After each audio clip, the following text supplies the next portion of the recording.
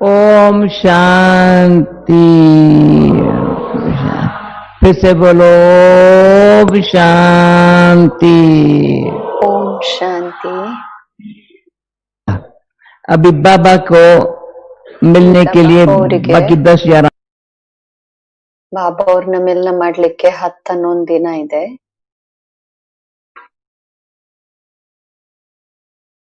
ಈಗ ಪ್ರತಿಯೊಬ್ಬರ ಮನಸ್ಸಲ್ಲಿ ಅದರ ಚಿತ್ರಣ ಬಂದಿರ್ಬೋದು. ಬಾಬಾ ಅವ್ರನ್ನ ಮಿಲನ ಮಾಡೋದರ ಬಗ್ಗೆ ಅನೇಕರ ಮನಸ್ಸಲ್ಲಿ ಬಂದಿರ್ಬೋದು, ನಾವು ಬರ್ಬೇಕು ಬಾಬಾ ಅವ್ರನ್ನ ಮಿಲನ ಮಾಡ್ಬೇಕು ಅಂತ ಹೇಳಿ.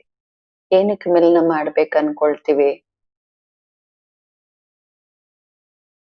ನಾವು? ಬಾಬಾ ಅವ್ರ ಮಕ್ಕಳು. ಬಾಬಾ ಅವ್ರನ್ನ ಮಿಲನ ಮಾಡಿದಾಗ ನಮ್ಗೆ ಬಹಳ ಸುಖ ಅನ್ಸುತ್ತೆ, ಬಹಳ ಸುಖದ ಅನುಭವ ಆಗುತ್ತೆ. ಖುಷಿ ಮತ್ತೆ ಸುಖದಲ್ಲಿ ವ್ಯತ್ಯಾಸ ಇದೆ ಅಲ್ವಾ? ಖುಷಿ ಕಡಿಮೆನೂ ಆಗ್ಬೋದು. ಸುಖ ಏನಿದೆ ಅತೀಂದ್ರಿಯ ಸುಖದ ಉಯ್ಯಾಲೆಯಲ್ಲಿ ತೂಗೋದು ಅಂತ ಹೇಳ್ತಾರೆ.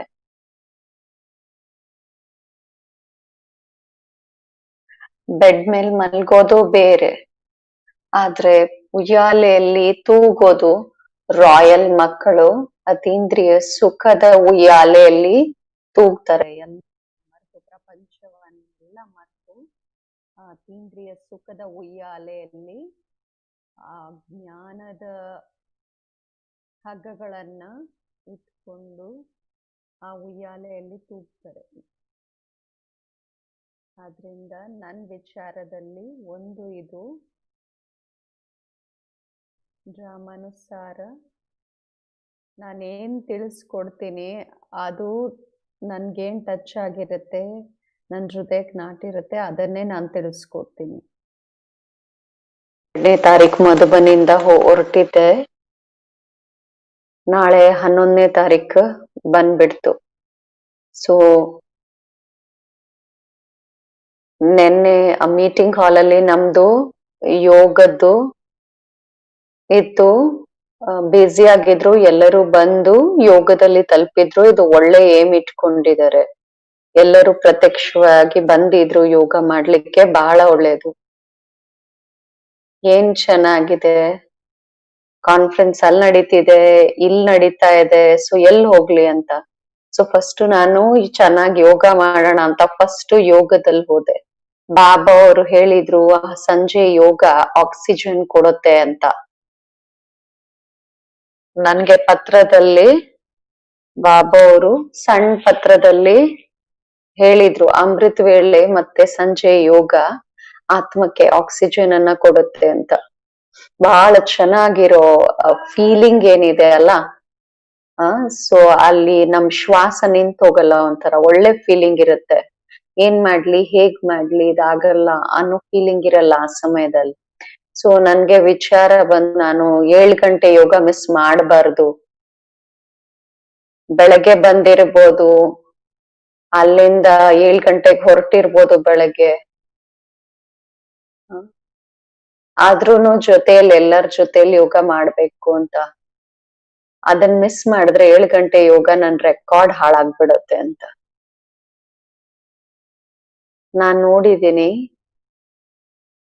ನಮ್ಮ ರೆಕಾರ್ಡ್ ಏನಿದೆ ಅಲ್ವಾ, ಒಂದು ನಿಯಮದಂತೆ ನಿಯಮಾನುಸಾರ ನಡೆಯುವಂತಹ ರೆಕಾರ್ಡ್, ಅದನ್ನ ಹಾಳು ಮಾಡ್ಕೋಬಾರ್ದು. ಎರಡನೇದು ಪರಸ್ಪರ ನಾವು ಏನ್ ವ್ಯವಹಾರ ಮಾಡೋದರ ರೆಕಾರ್ಡ್ ಇದೆ ಅಲ್ವಾ,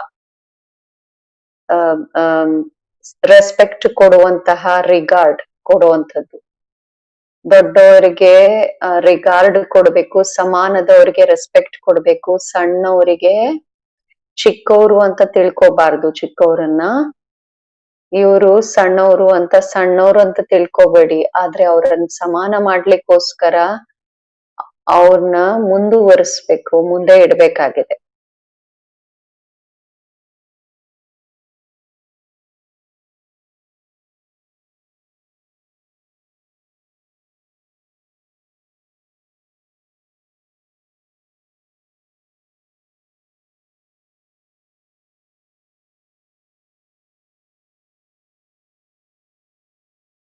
ಎರಡು ಮಾತುಗಳನ್ನ ತಿಳಿಸ್ತೀನಿ. 10-11 ದಿನಗಳಲ್ಲಿ ಪ್ರತಿಯೊಬ್ರು ಈ ಎರಡು ಮಾತುಗಳನ್ನ ಗಮನದಲ್ಲಿಟ್ಕೊಂಡು ತಮ್ಮ ಜೀವನದಲ್ಲಿ ನಾನು ತರಬೇಕಾಗಿದೆ ಅಂತ ತಿಳ್ಕೊಳ್ಳಿ. ಇದ್ರಲ್ಲಿ ಒಂದು ನಾನ್ ತಿಳಿಸ್ಕೊಡ್ತೀನಿ. ಎಂಥದೇ ಪರಿಸ್ಥಿತಿಯಲ್ಲಿ ನಮ್ಮ ನಿಯಮಗಳೇನಿದೆ, ಆಕ್ಯುರೇಟ್ ಟೈಮ್ ಅಲ್ಲಿ ಯೋಗ ಮಾಡುವಂತ ನಿಯಮ ನಿಮ್ಮ ರೂಮಲ್ಲಿ ಮಾಡಿ ಅಂತ ಕೆಲವ್ರು ಹೇಳ್ತಾರೆ. ಅದ್ರಲ್ಲಿ ಬಹಳ ವ್ಯತ್ಯಾಸ ಅನ್ಸತ್ತೆ ರೂಮಲ್ಲಿ ಯೋಗ ಮಾಡೋದ್ರಲ್ಲಿ. ರೂಮಲ್ಲಿ ಯೋಗ ಮಾಡೋದ್ರಲ್ಲಿ ಮತ್ತೆ ಇಲ್ಲಿ ಬಂದು ಯೋಗ ಮಾಡೋದ್ರಲ್ಲಿ ಬಹಳ ಅಂತರ ಇದೆ. ಇದ್ರಲ್ಲಿ ಆಕ್ಯುರೇಟ್ ಆಗೋದ್ರಿಂದ ಮಾರ್ಕ್ಸ್ ಜಮಾ ಆಗ್ತಾ ಹೋಗುತ್ತೆ. ಯಾಕೆಂದ್ರೆ ನಾವು ಪಾಸ್ ವಿತ್ ಆನರ್ ಅಲ್ಲಿ ಬರ್ಬೇಕಾಗಿದೆ. ಲಕ್ಷ್ಯ ನಾನು ಕೇವಲ ಪಾಸ್ ಆಗ್ಬಾರ್ದು, ಪಾಸ್ ವಿತ್ ಆನರ್ ಅಲ್ಲಿ ಬರ್ಬೇಕಾಗಿದೆ. ನಾನು ಡೆಲ್ಲಿಯಿಂದ ನಿನ್ನೆ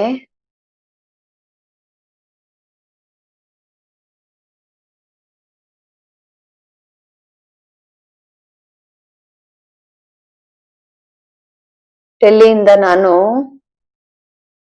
ಪ್ಲೇನ್ ಕ್ಯಾಚ್ ಮಾಡ್ಬೇಕಾಗಿತ್ತು. 2-2.5 ಗಂಟೆ ಲೇಟ್ ಆಗ್ಬಿಟ್ಟಿತ್ತು. ಅವಾಗ ಆಶಾಬೇನು ಇಬ್ರು 4 ಜನ ಕುಮಾರಿಯರನ್ನ ಕರ್ಕೊಂಡ್ ಬಂದಿದ್ರು. ಒಬ್ರು ಹೋಟೆಲಿನ ಮಾಲೀಕ ಬಂದಿದ್ರು.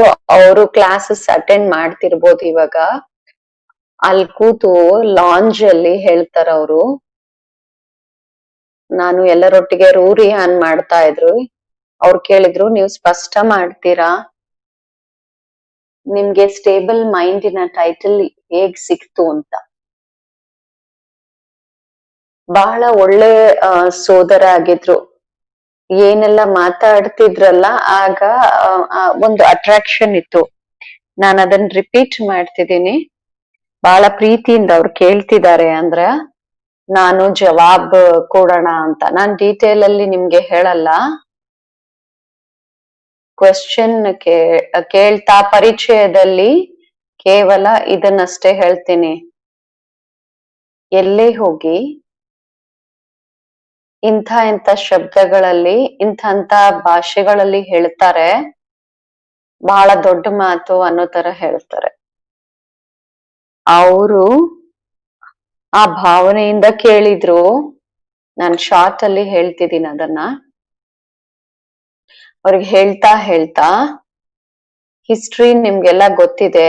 ಹೇಗೆ ಬಂದ್ವಿ, ಹೇಗೆ ನಮ್ಗ್ ಸಿಕ್ಕಿದ್ರು, ಯಾಕೆ ಸಿಕ್ಕಿದ್ರು ಅನ್ನೋದು ದಿನ ಪ್ರತಿದಿನ ಸ್ಪಷ್ಟ ಆಗ್ತಾ ಹೋಗ್ತಿದೆ. ಕಮಾಲ್ ನಮ್ ಬಾಬಂದು ಕಲ್ಸಿದ್ದು ಬಾಬಾ ಸೈನ್ಸ್ನವರು. ಬಾಬಾ ಅವ್ರು ಏನ್ ಕಲ್ಸಿದಾರೆ ಅನ್ನೋದನ್ನ ಸೈನ್ಸ್ ಅವರು ಹೇಳ್ತಿದ್ದಾರೆ. ಯಾರು ನನ್ಗೆ ಹೇಳಲಿಲ್ಲ. ಸೈನ್ಸ್ ಅವರು ಹೇಳ್ತಿದ್ದಾರೆ ಇಂಥವ್ರ ಮನ್ಸು ಈ ರೀತಿ ಇದೆ ಅಂತ. ಸೊ ಕಮಾಲ್ ಇದ್ರಲ್ಲಿ ಯಾರ್ದು. ಇನ್ನೊಂದು ಇದನ್ನ ಹೇಳಿದ್ರು,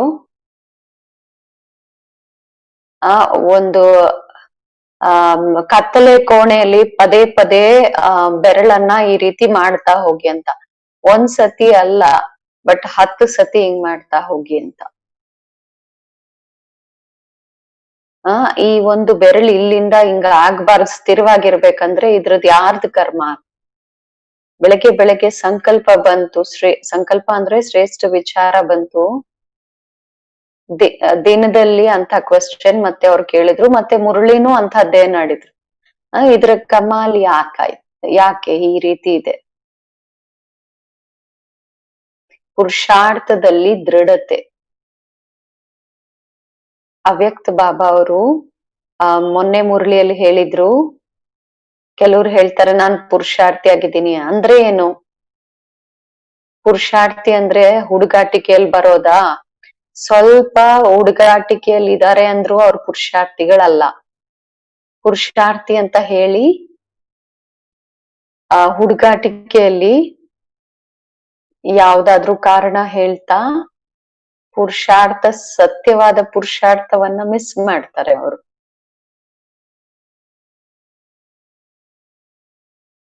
ನನ್ನ ಭಾವವನ್ನ ಅರ್ಥ ಮಾಡ್ಕೊಳ್ಳಿ. ಮೊನ್ನೆ ನಾನ್ ಹೇಳ್ದೆ, ಪಂಜಾಬ್ ಅಲ್ಲಿ ಹೇಳ್ದೆ 5 ಆತ್ಮಗಳಿದ್ದಾರೆ ಅಂತ.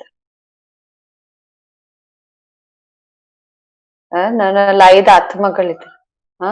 ಫಸ್ಟ್ ಬಾಬಾ ನನ್ನವರು, ಫಸ್ಟ್ ಕ್ಲಾಸ್ ಬಾಬಾ ನನ್ನವರು, ನಂತರ ಮಮ್ಮ ನನ್ನವರು. ಮಮ್ಮ ಪ್ರಾಕ್ಟಿಕಲ್ ಅಲ್ಲಿ ಬಾಬಾ ಅವ್ರು ಏನ್ ಕಲ್ಸಿದ್ದಾರೆ, ಮಮ್ಮ ಪ್ರಾಕ್ಟಿಕಲ್ ರೂಪದಲ್ಲಿ ಮಾಡಿ ತೋರ್ಸಿದ್ರು. ನಾನು ಏನಕ್ಕೆ ರಿಪೀಟ್ ಮಾಡ್ತಿದ್ದೀನಿ, ನಾವ್ ಈ ಕೆಲ್ಸವನ್ನ ಮಾಡ್ಬೇಕು. ಎದುರುಗಡೆ ಮಮ್ಮ ಬಾಬಾ ಇದ್ದಾರೆ, ಬೇರೆ ಯಾರನ್ನೂ ನೋಡ್ಬೇಡಿ, ಬಹಳ ಸಮಯ ನಾನ್ ಮಿಸ್ಟೇಕ್ ಅನ್ನ ಹೇಳ್ತಿದ್ದೀನಿ. ಪ್ರತಿಯೊಬ್ರು ನೋಡ್ಕೋಬೇಕು. ನಾನು ಬೇರೆಯವ್ರನ್ನ ಎಷ್ಟು ಸಮಯ ನೋಡಿದ್ದೀನಿ ನನ್ನ ಜೀವನದಲ್ಲಿ, ನನ್ನನ್ನ ಮತ್ತೆ ಬಾಬಾ ಅವರನ್ನ ಎಷ್ಟು ಸಮಯ ನೋಡ್ಕೊಂಡಿದ್ದೀನಿ ಜೀವನದಲ್ಲಿ. ಸತ್ಯವಾದಂತಹ ಚಾರ್ಟ್.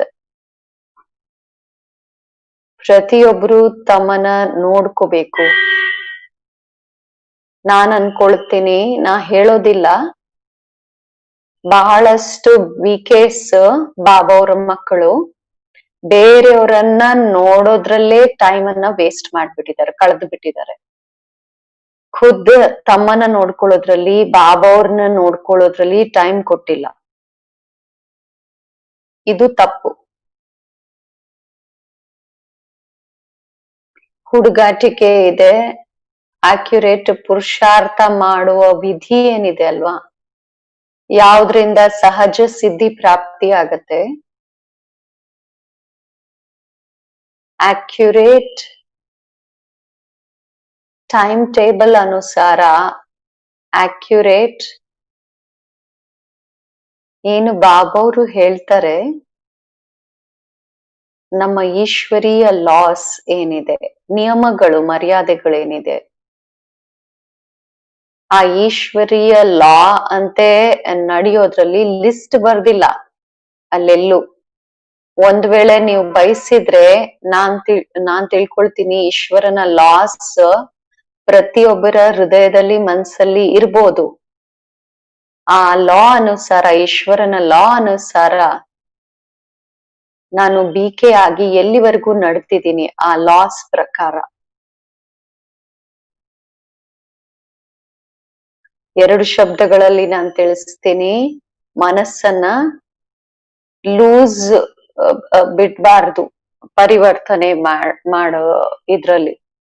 ಈಶ್ವರನ ಲಾಸ್ ಅಲ್ಲಿ, ಬುದ್ಧಿಯಲ್ಲಿ, ಹೃದಯದಲ್ಲಿ ಬಹಳ ಪ್ರೀತಿಯಿಂದ ನಾನು ಸಂಭಾಲನೆ ಮಾಡಿ ಇಟ್ಕೊಂಡಿದ್ದೀನಿ. ಯಾವುದೇ ಮೊನ್ನೆ ಮುರಳಿಯಲ್ಲಿ ಬಾಬಾ ಹೇಳಿದ್ರು, ಈಶ್ವರೀಯ ಮರ್ಯಾದೆ ಹಾಗೂ ಬಾಬಾ ಅವ್ರದ್ದು ನಮ್ಮ ಮಕ್ಕಳ ಪ್ರತಿ ಶ್ರೇಷ್ಠ ನಮ್ಮನ್ ಮೇಲೆ ಎತ್ತುವಂತಹ ಭಾವನೆ, ಅದನ್ನ ಹೃದಯದಲ್ಲಿ ನಾನು ಕೇರ್ಫುಲ್ ಆಗಿ ಇಟ್ಕೊಂಡಿದ್ದೀನಿ, ಸಂಭಾಲನೆ ಮಾಡ್ತಾ. ಯಾರ ಮನಸ್ಸು ಕರ್ಮೇಂದ್ರಿಯಗಳಿಗೆ ವಶ ಆಗ್ಬಿಡ್ತಾರಲ್ವಾ, ಪಾಪ ಜೊತೆ ಕೊಡೋಣ ಅಂತ, ಆ ತರ ನನ್ನಿಂದ ಆಗಲ್ಲ. ಯಾವಾಗ ಅವ್ರು ಕೇಳಿದ್ರಲ್ಲ ನನ್ ಕ್ವೆಶ್ಚನ್, ಆಗ ನನಗೆ ನನ್ ಮೇಲೆ ಬಹಳ ಬಾಬಾ ಅವ್ರನ್ನ ನೋಡ್ತಾ, ನನ್ನನ್ ನೋಡ್ತಾ ಸಡನ್ ಆಗಿ ಇವ್ರು ನನ್ಗೆ ಆ ಹೋಟೆಲಿನ ಮಾಲೀಕ ಏನ್ ಕ್ವೆಶ್ಚನ್ ಕೇಳಿದ್ರು, ನನಗ ಒಳಗಿಂದ ಮನ್ಮನ ಭವದ ಶಬ್ದ ಏನಿದೆ ಅಲ್ಲ, ಅದರ ಮಹತ್ವವನ್ನ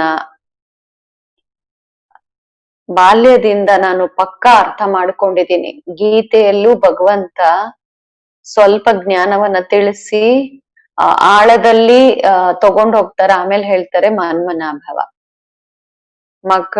ಮಕ್ಕಳೇ ನಿಧಾನಕ್ ಸ್ಪಷ್ಟ ಆಗ್ತಾ ಹೋಗುತ್ತೆ, ಜ್ಞಾನ ನಿಧಾನಕ್ ಸ್ಪಷ್ಟ ಆಗ್ತಾ ಹೋಗ್ತಿದೆ. ಬಟ್ ಮನ್ಮನ ಭವ ಪದೇ ಪದೇ ಬಾಬಾ ಅವರು ನಮ್ಗೆ ಮುರಳಿ ನುಡಿಸ್ತಾ ನುಡಿಸ್ತಾ ಪಕ್ಕ ಮಾಡ್ಸಿದ್ದಾರೆ ಮನ್ಮನ ಭವ ಅಂತ. ಮನ್ಮನ ಭವದ ಮಹಾನ್ ಮಂತ್ರ ಏನಿದೆ, ಈಗಿಂದ ಹಿಡಿದು ಬೇರೆ ಎಲ್ಲಾ ಮಾತುಗಳನ್ನ ನೀವು ಬಿಟ್ಟು ಮರೆತು ಇಷ್ಟೇ ಭಗವಂತನ ಮಹಾವಾಕ್ಯ ಮನ್ಮನ ಭವ. ಕಡಿಮೆ ಪಕ್ಷ ನನ್ ಮನ್ಸ್ ನಂದಲ್ವಾ, ಅದು ಆರ್ಡರ್ ಅಂತ ಇರ್ಬೇಕಲ್ವಾ. ಯಾಕೆ ಕೆಲವೊಮ್ಮೆ ಅಭಿಮಾನ ಒಳಗಿಂದ ಸಮಾಪ್ತಿ ಆಗದೇ ಇಲ್ಲ. ಒಳಗಿಂದ ಆ ಅಭಿಮಾನ ಸಮಾಪ್ತಿ ಆಗ್ಬಿಡ್ಬೇಕು. ನನ್ನ ಮಧುರ ಬಾಬಾ ಅವರ ಅಂತಿಮ ಕ್ಷಣಗಳ ಮಹಾವಾಕ್ಯ ಏನಿದೆ, ನಿರಾಕಾರಿ ನಿರ್ವಿಕಾರಿ ನಿರಹಂಕಾರಿ, ಇದು ಚೆನ್ನಾಗಿ ಪದೇ ಪದೇ ಅದನ್ನ ರಿವೈಸ್ ಮಾಡ್ಬೇಕಾಗಿದೆ. ಇದನ್ನ ರಿವೈಸ್ ಮಾಡಿಲ್ಲ ಅಂದ್ರೆ, ರಿಯಲೈಸ್ ಮಾಡ್ಲಿಲ್ಲ ಅಂದ್ರೆ, ಮನವರಿಕೆ ಮಾಡ್ಕೊಂಡ್ಲಿಲ್ಲ ಅಂದ್ರೆ ನಿರಹಂಕಾರಿ ಸ್ಥಿತಿ ಬರೋದಿಲ್ಲ. ನಿರಾಕಾರಿ ಏನು ಬಾಬಾ ಅವ್ರು ಹೇಳಿದ್ರು, ನಿರಾಕಾರಿ ಸ್ಥಿತಿಯಲ್ಲಿ ಇರ್ತಾ ಆಕಾರಿ ಸೂಕ್ಷ್ಮವತನ ವಾಸಿಯ ಅನುಭವ ಮಾಡ್ತಾ ಸಾಕಾರ ಸೃಷ್ಟಿಯಲ್ಲಿ ಸೇವಾರ್ಥ ಪಾರ್ಟನ್ನ ಮಾಡ್ತಿದ್ದೀನಿ ಅಂತ. ಈ ರೀತಿ ಒಳಗಡೆ ಹೇಗೆ ಸಾಕಾರ ಬಾಬಾ ಇದ್ರು, ಹೇಗೆ ಮಮ್ಮ ಇದ್ರು, ಅದರ ಪ್ರಾಕ್ಟಿಕಲ್ ರೂಪ ಬಾಬಾ ಅವ್ರದ್ದು ಪ್ರಾಕ್ಟಿಕಲ್ ರೂಪದು. ದೀದಿನೂ ಸಹ ಅಕ್ಯುರೇಟ್ ಆಗಿದ್ರು. ಆದ್ರಿಂದ ದೀದಿ ನನಗೆ ಅನೇಕ ಬಾರಿ ದಿನದಲ್ಲಿ ದೀದಿಯ ನಾಮರೂಪ ಇಲ್ಲ, ಬಟ್ ಅವರ ಶಿಕ್ಷಣಗಳು ಪ್ರಾಕ್ಟಿಕಲ್ ಧಾರಣೆ ಮಾಡೋದ್ರಲ್ಲಿ ದೀದಿಯವರು ಬಹಳ ನನ್ಗೆ ಸಹಯೋಗವನ್ನ ಕೊಟ್ಟಿದ್ದಾರೆ.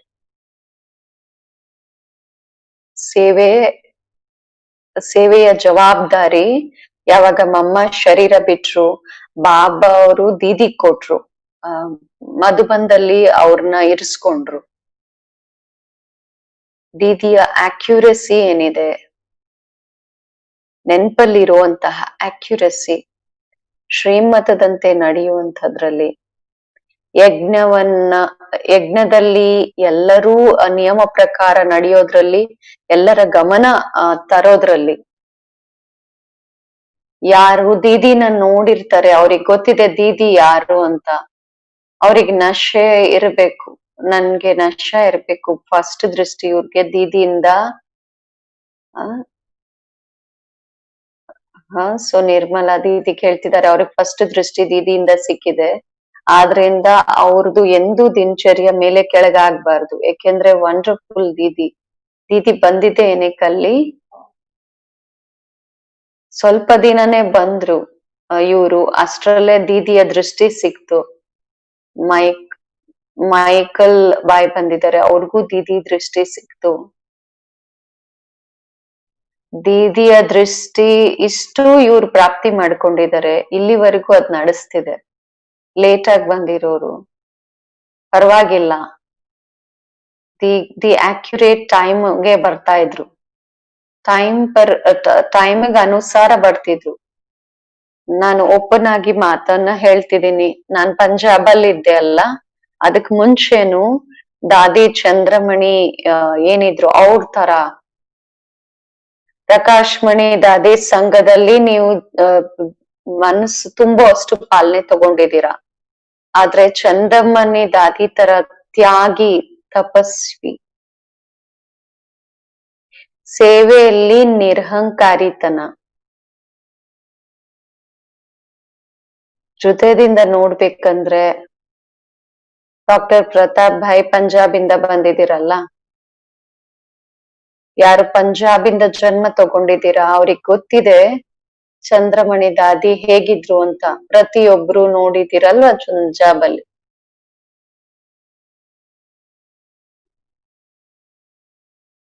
ಎಷ್ಟು ತ್ಯಾಗ, ಅಷ್ಟು ತಪಸ್ಸು, ಅಷ್ಟು ಶಕ್ತಿ.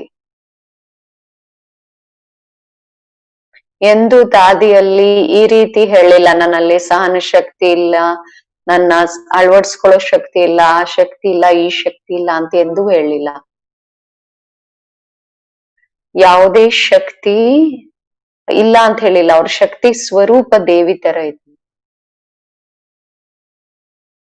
ಡೈರೆಕ್ಟ್ ಪರಮಾತ್ಮನ ಶಕ್ತಿಯನ್ನ ತಗೊಳ್ತಾ ಅದನ್ನ ಒಳಗಿಂದ, ಅದು ಪಂಜಾಬಿನ ಎಲ್ಲ ಕಡೆ ಇದು ಇದೆ ಆ ಶಕ್ತಿ. ಏನು ಶಕ್ತಿ ತುಂಬಿಸಿದ್ದಾರೆ ದಾದಿ, ಎಷ್ಟು ವೃದ್ಧಿ ಆಗಿದೆ. ಅವರೆಲ್ಲ ಮಿಸ್ ಮಾಡ್ಕೊಳ್ತಿದ್ದಾರೆ ದಾದಿಯನ್ನ. ಈ ಬಾಬಾ ಅವರು ಅವ್ರನ್ನ ಕರ್ದು ಅಲ್ಲಿ ಏನ್ ಕಳ್ಸಿದ್ರು ಡ್ರಾಮಾನುಸಾರ, ಇದು ಸ್ಮೃತಿಯಲ್ಲಿ ತರ್ಬೇಕು ಈ ಮಾತುಗಳನ್ನ. ಬಾಬಾ, ಮಮ್ಮ, ದೀದಿ, ದಾದಿ, ನಮ್ಮ ಚಂದ್ರಮಣಿ ದಾದಿ ಏನ್ ಮಾಡಿದ್ರು ಪ್ರಾಕ್ಟಿಕಲ್ ಕಣ್ಣುಗಳಿಂದ ನೋಡಿದ್ವಿ, ಅನುಭವ ಮಾಡಿದೀವಿ ನಾವು. ಈಗ ನಿಮ್ಮನ್ನ ನೀವು ಕೇಳ್ಕೊಳ್ಳಿ, ನಾನ್ ಯಾರು, ನಾನೇನ್ ಮಾಡ್ತಿದ್ದೀನಿ, ಬಾಕಿ ಇನ್ನೇನಿಲ್ಲ. ಆದ್ರೆ ನಾನು ಸೀದಾ ಶಬ್ದಗಳಲ್ಲಿ ಹೇಳ್ತೀನಿ, ನಾನ್ ಯಾರು ಅನ್ನೋದು ನಾನು ನೋಡಿದ್ದೀನಿ. ಒಂದು ಹುಡುಗಾಟಿಕೆ ನಮ್ಮನ್ನ ನಿಯಮದಲ್ಲಿ ನಡಿಲಿಕ್ ಬಿಡಲ್ಲ, ತಪ್ಪುಗಳು ಅಕ್ಯುರೇಟ್ ಮರ್ಯಾದೆಗಳಂತೆ ನಡೆಯಕ್ ಬಿಡಲ್ಲ, ಈಶ್ವರಿಯ ರೂಲ್ಸ್ ಅಂತೆ ನಡೆಯಕ್ಕೆ ಬಿಡಲ್ಲ.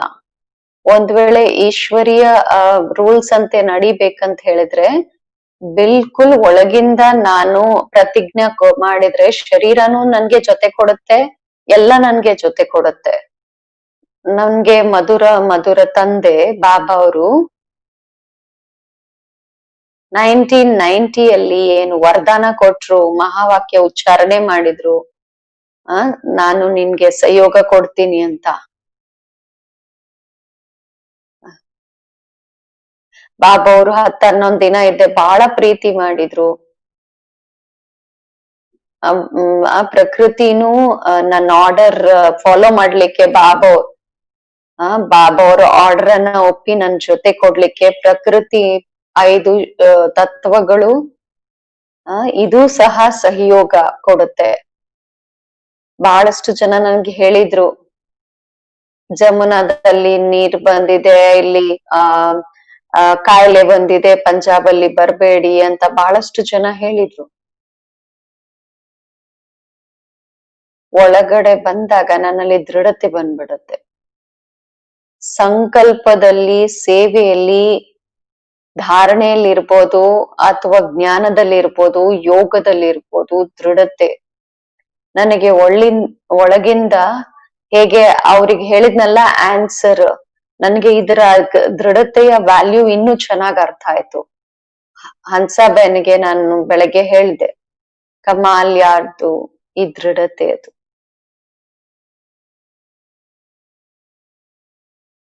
ಒಳಗಡೆ ನಮ್ಗೆ ಈ ರೀತಿ ಇದ್ರೆ ಬಾಬಾ ಕಮಾಲ್ ಈ ರೀತಿ ಮಾಡ್ತಾರೆ. ಹೆಬ್ಬೆರಳು ಇಲ್ಲಿದೆ, ಇದಿಲ್ಲಿದೆ, ಎರಡು ಸೇರ್ಬಿಟ್ರೆ ಬಾಬಾ ಕಮಾಲ್ ಮಾಡ್ತಾರೆ. ಎಲ್ಲರೂ ಈ ರೀತಿ ಮಾಡ್ಬೋದ್ ತಾನೆ? ಈ ರೀತಿ ಈ 3 ಎಲ್ಲಿ ಹೋಗುತ್ತೆ? ಅವಾಗ ಇವೆರಡು ಒಂದಾಗ್ಬಿಟ್ರೆ ಅವು ಜೊತೆ ಕೊಡುತ್ತೆ. ಸಹಯೋಗ ಕೊಡೋರು ಬೇರೆಯವ್ರು ಬೇಕಲ್ವಾ? ವಿಜಯ ನಿಶ್ಚಯ ಎರಡು ಹಾಗೇ ಇದೆ. ಕಮಾಲ್ ಯಾರ್ದು? ಬಾಬಾ ಅವ್ರದು. ಹಾಗೆ ಬಿಡುತ್ತೆ ಅಂದಾಗ. ಯಾಕಾಗತ್ತೆ ಅಂದ್ರೆ ಈ ಎರಡು ಸೇರಿದ್. ಹೇಗಾಗತ್ತೆ? ಹಿಂಗಾಗತ್ತೆ, ಕಮಾಲ್ ಆಗತ್ತೆ. ಈ ಸಿಂಪಲ್ ಮಾತುಗಳು ನಮ್ಮ ಜೀವನದಲ್ಲಿ ಬಂದ್ಬಿಟ್ರೆ, ಏನು ಬಾಬಾ ರೀತಿನ ಹೇಳಿದರೆ, ಅನೇಕ ಬಾಬಾ ಅವರ ಮಕ್ಕಳನ್ನ ಈ ರೀತಿ ಸ್ಥಿತಿಯಲ್ಲಿ ನೋಡ್ತಾ, ಬಲೆ ಮುಕ್ತಿಧಾಮದಲ್ಲಿ ಹೋಗಿ ಅವ್ರು ತಿಳ್ಕೊಳ್ಬೇಕು ನಾವು ಮುಕ್ತಿಧಾಮಕ್ ಹೋಗ್ತಾ ಇದೀವಿ ಅಂತ ಹೇಳಿ. ಅವ್ರು ತಿಳ್ಕೊಳ್ತಾರೆ ಮುಕ್ತಿಧಾಮದಲ್ಲಿ ಹೋಗ್ಬೇಕು, ಜ್ಯೋತಿಯಲ್ಲಿ ಲೀನ ಆಗ್ಬಿಡ್ಬೇಕು, ಹಂಗಾಗ್ಬೇಕು ಅಂತ. ಅವ್ರಿಗೆ ಎಲ್ಲಿ ಹೋಗ್ಬೇಕಂತಾನೆ ಗೊತ್ತಿಲ್ಲ. ಬಾಕಿ ಬಾಪು ರೀತಿನ ಹೇಳಿದ್ರು, ಹೇಳಿದ್ರು ಮನೆಯ ದಾರಿ ಗೊತ್ತಿಲ್ಲ ಅಂತ. ಆದ್ರೆ ನಮ್ಗೆ ಮನೆಯ ದಾರಿ ಗೊತ್ತಿದೆ. ಕಣ್ಣು ಓಪನ್ ಮಾಡಿ, ಕಿವಿ ಓಪನ್ ಮಾಡಿ, ಹೃದಯ ಓಪನ್ ಮಾಡಿ ನೋಡಿ, ನಾವು ಮನೆಗ್ ಹೋಗ್ತಿದೀವಿ. ಅವ್ರಿಗೆ ಗೊತ್ತಿಲ್ಲ, ಆದ್ರೆ ನಾವು ಮನೆಗ್ ಹೋಗ್ತಿದೀವಿ. ಶಾಂತಿಧಾಮ ನಮ್ ಮನೆ ಆಗಿದೆ. ಆಗಿದೆ ಅಲ್ವಾ ಶಾಂತಿಧಾಮ ನಮ್ ಮನೆ? ಇಲ್ಲಿ ಶಬ್ದಗಳ ಮಾತಿಲ್ವಲ್ಲ. ಶಾಂತಿಧಾಮ ನಮ್ ಮನೆ ಆಗಿದೆ. ನಾ ಮನೇಲಿ ಕೂತಿದ್ದೀನಲ್ವಾ, ನಮ್ ಮನೆ ಅಲ್ವಾ ಶಾಂತಿಧಾಮ. ಸುಖ ಶಾಂತಿದಾತನ ಮನೆ ಆಗಿದೆ ಅಲ್ವಾ. ನಿನ್ನೆ ಬಾಬಾ ಅವ್ರು ಹೇಳಿದ್ರು ಶಾಂತಿಧಾಮ ನಮ್ ಮನೆ ಆಗಿದೆ. ಫಸ್ಟ್ ನಮ್ಗೆ ದಾರಿನೇ ಗೊತ್ತಿರ್ಲಿಲ್ಲ. ಶಾಂತಿಧಾಮದಲ್ಲಿ ರಸ ತಗೋಬೇಕು. ಈ ರೀತಿ ಶಾಂತಿಧಾಮದಲ್ಲಿ ನಮ್ ಮನೆ ಅಲ್ವಾ ಅದು. ಬಾಬಾ ಅವರು ಕೇವಲ ಹೇಳಿಲ್ಲ, ಬಟ್ ಮನೆ ಹೇಗಿದೆ ನೋಡಿ ಅಂತಾನು ಹೇಳಿದ್ರು, ಅನುಭವನೂ ಮಾಡಿ ಅಂತ ಹೇಳಿದ್ರು. ಬಾಬಾನು ಹೇಳಿದ್ರು, ಅಲ್ಲಿ ಕೂತಿರ್ತೀರ, ಅಲ್ಲಿ ನಿಂತಿರ್ತೀರ, ಈ ರೀತಿ ಸ್ಥಿತಿ ಮಾಡ್ಕೋಬೇಕು ತಾನೆ. ನಾವ್ ಅಲ್ಲಿ ಸ್ಥಿರ ಆಗೋಂತ ಸ್ಥಿತಿ. ಈ ರೀತಿ ಯೋಚನೆ ಮಾಡೋದಿರ್ಬಾರ್ದು ಸ್ಥಿತಿ ನಮ್ದು. ಸ್ಥಿತಿ ಈ ರೀತಿ ಇರ್ಬೇಕು. ಆತ್ಮ ಶಾಂತಿಧಾಮ, ಶಾಂತಿಧಾಮದಲ್ಲಿ ಹೇಗಿರುತ್ತೆ? ಕೂತಿರುತ್ತೆ, ಎಲ್ ಕೂತಿರುತ್ತೆ, ಎಲ್ ನಿಂತಿರುತ್ತೆ? ಇಲ್ಲ, ಸ್ಟಾರ್ ತರ ಇರುತ್ತೆ ಆತ್ಮ. ಅದಕ್ಕೋಸ್ಕರ ಪುರುಷಾರ್ಥ ಮಾಡ್ಬೇಕಾಗಿದೆ. ಬಾಬಾ ಅವರು ನಮ್ಮ ಮೇಲೆ ಬಹಳ ಭರವಸೆ ಇಟ್ಕೊಂಡಿದ್ದಾರೆ. ಸ್ಟಾರ್ ಆಫ್ ಹೋಪ್, ಭರವಸೆ ನಕ್ಷತ್ರಗಳು. ಒಬ್ಬೊಬ್ಬರ ಮೇಲೂ ಬಾಬಾ ಅವ್ರ ಭರವಸೆ ಇಟ್ಕೊಂಡಿದ್ದಾರೆ.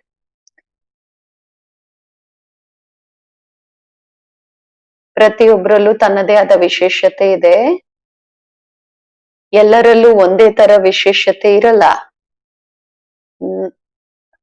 ನಾವು ತಪ್ಪು ಹೇಳ್ತೀವಿ, ಈ ವಿಶೇಷತೆ ಇವ್ರಲ್ಲಿ ಬಂದ್ಬಿಡ್ಲಿ ಅಂತ. ಪ್ರತಿಯೊಬ್ಬರಲ್ಲೂ ತಮ್ಮ ವಿಶೇಷತೆ ಇದೆ.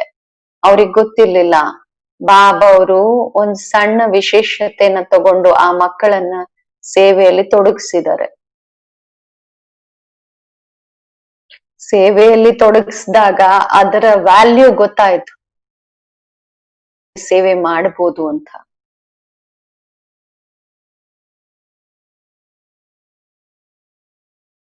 ಸೋದ್ರಿಂದ ಆ ವಿಶೇಷತೆಯ ಅಭಿಮಾನ ಬಂದ್ರೆ ನನ್ನ ಆ ವಿಶೇಷತೆ ಅಂತಾಗ ಸಂಪಾದನೆ ಮಾಡಿರೋದೆಲ್ಲ ಸಮಾಪ್ತಿ ಆಗ್ಬಿಡುತ್ತೆ. ಬಹಳ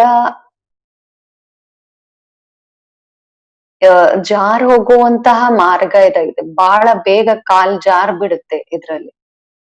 ಬುದ್ಧಿ ಜಾರ್ ಬಿಡುತ್ತೆ. ಕಾಲ್ ಜಾರೋದು ಬೇಗ ಜಾರ್ ಬಿಡುತ್ತೆ, ಮರ್ತು ಹೋಗ್ತೀವಿ. ನಂದು ಅನ್ನೋ ವಿಶೇಷತೆ ಏನಿದೆ? ಬಾಬಾ ಅವರು ನಮ್ಗೆ ನಮ್ಮನ್ನ ಲಾಯಕನಾಗಿ ಮಾಡಿದ್ದಾರೆ.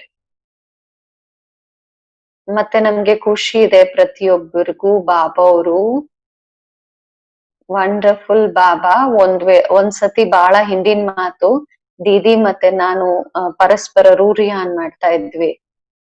ನಾನ್ ನಿಮ್ಗೆ ಕ್ಲಾಸ್ ಮಾಡ್ತಿಲ್ಲ, ಆದ್ರೆ ನನ್ಗ ಅನ್ಸುತ್ತೆ ಇಂತಹ ಅನುಭವಗಳು ನಿಮ್ ಹತ್ರ ಇರಬೇಕು. ದೀದಿ ಅವ್ರಿಗೆ ಒಂದು ಮಾತು ಬಾಬಾ ಅವ್ರದ್ದೇನಿದೆ, ಹೇಗೆ ಕಲಿಯೋದು? ಬಾಬಾ ಹೆಂಗೆ ವಿಶೇಷತೆ ಅನುಸಾರ ಸೇವೆ ಅಲ್ಲಿ ತೊಡಗಿಸ್ತಾರೆ. ಎಲ್ಲರೂ ಎಷ್ಟ್ ಚೆನ್ನಾಗ್ ಆಗ್ಬಿಟ್ಟಿದ್ದಾರೆ ಆ ಸೇವೆಯಲ್ಲಿ ಅಂತ. ದೀದಿಗೆ ಗೊತ್ತಿತ್ತು, ದೀದಿ ಕಲ್ತಿದ್ರು, ನಾನ್ ಇನ್ನು ಕಲಿತಾ ಇದ್ದೀನಿ ಅದನ್ನ. ಪ್ರತಿಯೊಬ್ಬರ ವಿಶೇಷತೆ ಅನುಸಾರ ನಾನು ರಾಜು ಬಾಯ್ದು, ರಮೇಶ್ ಬಾಯ್ದು, ಪ್ರತಿಯೊಬ್ಬರದು ತನ್ನದೇ ಆದ ವಿಶೇಷತೆ ಇದೆ. ಅವ್ರದ ತಮ್ಮದು, ಇವ್ರದಮ್ಮದು. ಬಾಬಾ ಅವ್ರ ನೋಡಿ ಅವರ ವಿಶೇಷತೆಯನ್ನ ಬಾಬಾ ಅವರು ಅದನ್ನ ನೋಡ್ತಾ ಅದನ್ನ ಎಷ್ಟ್ ಚೆನ್ನಾಗಿ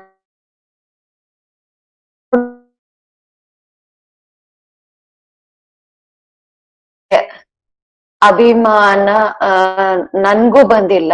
ಒಳ್ಳೆಯವರು ಅನ್ನೋದಿದೆ ಅಲ್ವಾ, ಬಂದಿಲ್ಲ.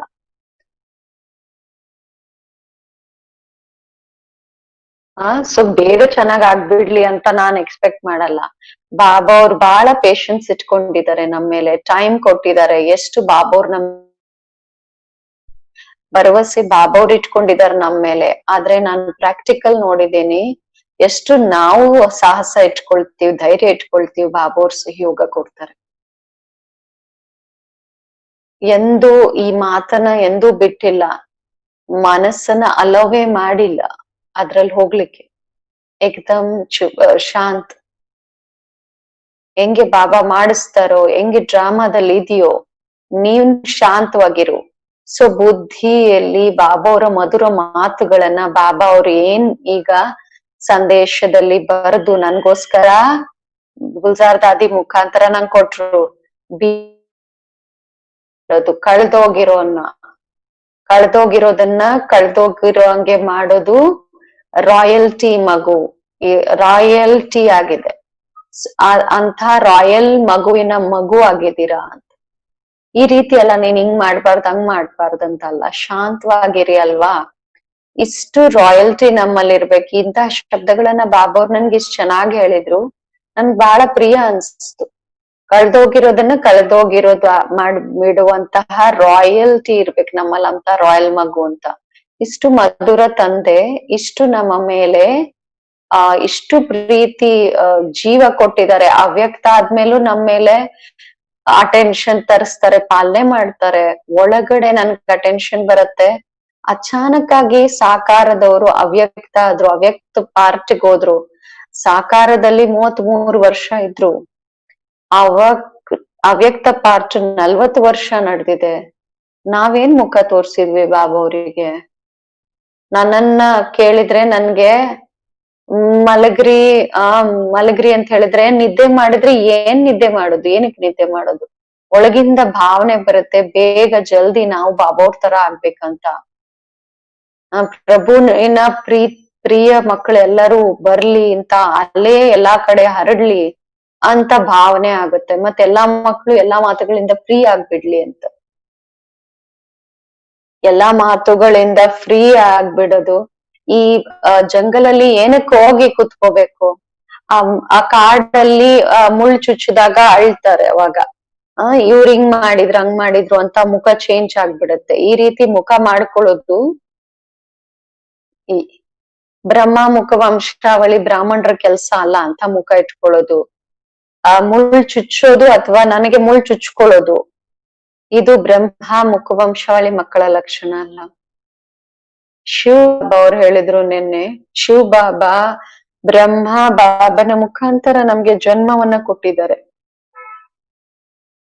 ಈ ಬಾಬಾ ಅವರ ಮುರಳಿಯನ್ನ ನಾವು ಓದಿದಾಗ ಕೇಳಿದಾಗ ನಶ ಏನಿದು ಪ್ರಾಕ್ಟಿಕಲ್ ಅಲ್ವಾ? ಬ್ರಹ್ಮ ಬಾಬಾ ತರ ನನ್ ಮುಖ ಇರ್ಬೇಕು. ಯಾರ್ ನಮ್ಗೆ ಜನ್ಮ ಕೊಟ್ರು ಆ ರೀತಿ ನಮ್ಮ ಮುಖವನ್ನ ಮಾಡ್ಕೋಬೇಕು. ಅದಕ್ಕೋಸ್ಕರ ಏನ್ ಮಾಡ್ಬೇಕು?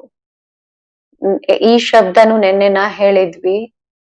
ಅಂತರ್ಮುಖಿಯಾಗಿರದೇ ಇರೋ ಕಾರಣ ಈ ರೀತಿ ನಮ್ ಮುಖ ಆಗಲ್ಲ, ಮತ್ತೆ ಆಗ್ಲಿಕ್ಕೇನು ಸಾಧ್ಯ ಇಲ್ಲ.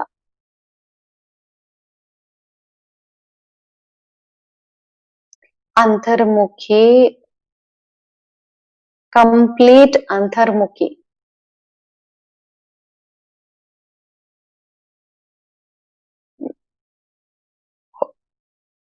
ಹೊರಗಡೆ ಬಾಬಾ ಅವ್ರ ಮುಖದಿಂದ ಉಚ್ಚಾರಣೆ ಮಾಡ್ತಿರ್ಬೋದು, ಒಳಗಡೆ ಬಾಬಾ ಇರ್ಬೇಕು.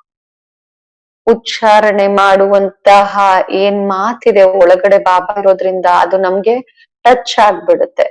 ಸೊ ಅಂತರ್ಮುಖತೆಯ ಆಳದಲ್ಲಿ ಹೋದಾಗ ಆತ್ಮ ಆ ಬಾಹರ್ ಮುಖತೆಯಲ್ಲಿ ಎಷ್ಟು ಕೆಳಗಡೆ ಬರೋದು, ಮಾತಾಡೋದಿರ್ಬೋದು ಅಥವಾ ವ್ಯವಹಾರ ಮಾಡೋದಿರ್ಬೋದು, ಇದು ನನ್ಗೆ ಹೆಮ್ಮೆ ಮಾತಲ್ಲ. ಇದು ಸಾಕ್ಷಿಯಾಗಿ ನೋಡ್ಬೇಕು. ಬಾಹರ್ ಮುಖತೆಯಲ್ಲಿ ಬಂದು ಅವರ ಒಂದು ಮಾತು ಚಲನೆ ಏನಾಗಿರುತ್ತೆ ಅವ್ರು ಹೇಳೋದಿಲ್ಲ, ಬಟ್ ಅದು ನಮ್ಮ ಹೆಮ್ಮೆಯ ವಿಷಯ ಅಲ್ಲ, ನಮ್ ರೆಸ್ಪೆಕ್ಟ್ ಅಲ್ಲ ಅದು. ಬೇರೆಯವರ ಬಾಹರ್ ಮುಖತೆಯ ಕಾರಣ ನಾನ್ ಬಾಹರದ ಮುಖತೆಯಲ್ಲಿ ಬರಬಾರದು. ಅಂತರ್ಮುಖಿಯಾಗಿ ನಾನು ಒಳಗಿಂದ ಅವರನ್ನು ಬಾಹರ್ ಮುಖತೆಯಿಂದ ಫ್ರೀ ಮಾಡಿ ಅಂತರ್ಮುಖಿಯಾಗಿ ಮಾಡುವಂತಹ ಭಾವನೆಯನ್ನ ಇಟ್ಕೋಬೇಕು.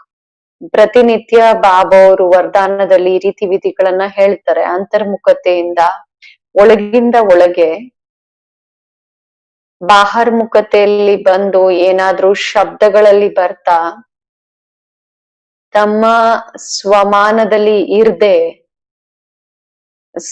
ಸ್ವಮಾನದಲ್ಲೂ ಇರಲ್ಲ, ಸನ್ಮಾನದಲ್ಲೂ ಮಾತಾಡಲ್ಲ. ದಾದಿ ಹೇಳ್ತಾ ಇದ್ರು ಸ್ವಮಾನದಲ್ಲಿ ಇರ್ತಾ ಸನ್ಮಾನವನ್ನ ಕೊಡಿ ಅಂತ.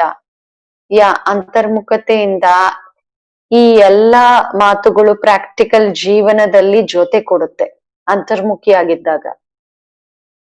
ಎರಡನೇದು ಗುಪ್ತ ಪುರುಷಾರ್ಥ. ಏಕಾಗ್ರತೆ ಶಕ್ತಿ ನಮ್ಮಲ್ಲಿ ಈ ರೀತಿ ಇರ್ಬೇಕು. ಯಾವುದೇ ಮಾತಲ್ಲಿ ಏನ್ ಬಾಬಾ ಅವ್ರು ಈ ದಿನ ಹೇಳಿದ್ರು, ನೀವು ನಿರ್ಭಯರಾಗಿದ್ರೇನೆ ಲಲ್ಕಾರ್ ಮಾಡ್ಬೋದು ಅಂತ. ಸತ್ಯ ಮಾತುಗಳು ಯಾರು ತಿಳಿಸ್ಕೊಡ್ಬೋದು? ಯಾರು ನಿರ್ಭಯರಾಗಿರ್ತಾರೆ. ನಿರ್ಭಯರು ಯಾರು ಇರ್ತಾರೆ? ಯಾರಿಂದ ಯಾವುದೇ ತಪ್ಪಾಗಿರಲ್ಲ. ತಪ್ಪಾಗಿದ್ರೆ ಇಮಿಡಿಯೇಟ್ ಸತ್ಯವ ಅದನ್ನ ಹೇಳ್ಬೇಕು. ಈ ರೀತಿ ಅಲ್ಲ, ಬೇರೆಯವ್ರಿಂದನೂ ಆಗತ್ತಲ್ವಾ ತಪ್ಪು, ನೀವು ನಿಮ್ ಚೆಕ್ಕಿಂಗ್ ಮಾಡ್ಕೊಳ್ಳಿ. ಈ ರೀತಿ ಯಾರು ಜವಾಬ್ ಕೊಡ್ತಾರಲ್ವಾ, ಬಾಯಿಂದ ಅಷ್ಟೇ ಅಲ್ಲ, ಬಾಯಿಂದನೇ ಹಿಂಗ್ ಹೇಳ್ತಾರಂದ್ರೆ ಒಳಗಡೆ ಎಷ್ಟಿರ್ಬೋದು? ಒಳಗಡೆ ನೋಡ್ಕೋಬೇಕು. ಏನು ಏನು ಒಳಗಿರುತ್ತೆ ಅದೇ ಹೊರಗಡೆ ಬರುತ್ತೆ ಬಾಯಿಂದ. ಆದ್ರಿಂದ ಯಾರದೇ ತಪ್ಪಾಗಿದ್ರು ಏನೇ ಆಗಿದ್ರು ಡ್ರಾಮಾ ಪೂರ ಆಗ್ಬಿಡ್ತು. ಈಗಂತೂ ಎಲ್ಲರೂ ಸಂಪೂರ್ಣ ಸಂಪನ್ನ ಆಗುವ ಗಳಿಗೆಗಳಲ್ವಾ ಇದು. ಈ ರೀತಿ ಭಾವನ ನಮ್ಗೆ ಈಶ್ವರನ ಪರಿವಾರ ಅಲ್ವಾ ಇದೆಲ್ಲ. ಬಾಬಾವ್ರು ಪ್ರತಿಯೊಬ್ಬರನ್ನ ಸೆಲೆಕ್ಟ್ ಮಾಡಿ ತನ್ನವರನ್ನಾಗಿ ಮಾಡಿಕೊಂಡು ಪಾಲನೆ ಮಾಡಿ ಬಹಳ ಕೇರ್ಫುಲ್ ಆಗಿ ಇಟ್ಕೊಂಡಿದಾರಲ್ಲ. ಸ್ವಲ್ಪ ಮಾಯೆ ಬರ್ಬೋದು, ಇಲಿ ಬೆಕ್ಕು ತರ. ಅದನ್ನು ಸಮಾಪ್ತಿ ಯಾರ್ ಮಾಡೋದು? ಯಾರು ಮಹಾರಥಿ ಆಗಿರ್ತಾರೆ. ಇದು ಸಹ ಇದೆ. ಯಾರ್ ತನ್ನನ್ನ ಮಹಾರಥಿ ಅಂತ ಅನ್ಕೊಳ್ತಾರೆ? ಇಲ್ಲಿ ಶೀಲು ಬೇನ್ ಬಂದಿದ್ದಾರೆ ಈಶಾರ ಕೊಡ್ಲಿಕ್ಕೆ. ನನ್ಗಂತೂ ಚಿಂತೆ ಇದೆ. ಬಾಬಾದು ಇನ್ನು 10-11 ದಿನ ಅಷ್ಟೇ ಇದೆ. ಇದ್ರಲ್ಲೂನು ನಾವು ಎಷ್ಟು ಸಮಯ, ನಾನ್ ಯಾರನ್ನ ಮೀಟ್ ಮಾಡ್ತೀನಿ, ಇವ್ರ ಪುರುಷಾರ್ಥ ಚೆನ್ನಾಗ್ ಮಾಡ್ತಾರ, ನನ್ನಿಂದ ಆಗಲ್ಲ ಅಂದ್ರೆ ಬಾಬಾ ಅನ್ಕೋತಾರ ನಾನೆಲ್ಲಿ ಹೋಗಿದ್ದೀನಿ.